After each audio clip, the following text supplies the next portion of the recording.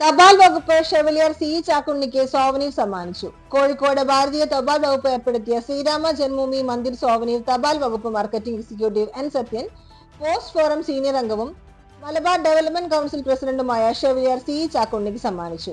തപാൽ വകുപ്പിന്റെ വിവിധ പദ്ധതികളുമായി സഹകരിക്കുന്ന വ്യക്തിയും മുതിർന്ന പോസ്റ്റ് ഫോറം അംഗവുമായതിനാലാണ് തപാൽ വകുപ്പിന്റെ അംഗീകാരം നൽകുന്നതെന്ന് മാർക്കറ്റിംഗ് എക്സിക്യൂട്ടീവ് എൻ സത്യൻ പറഞ്ഞു. MDC ഓഫീസിൽ നടന്ന ചടങ്ങിൽ പോസ്റ്റ് ഫോറം അംഗം PI അജയൻ അധ്യക്ഷനായി. അംഗങ്ങളായ advocate MK Ayyappan, CC Manoj, JG Ronald, PP ശ്രീരസ് എന്നിവർ സംസാരിച്ചു.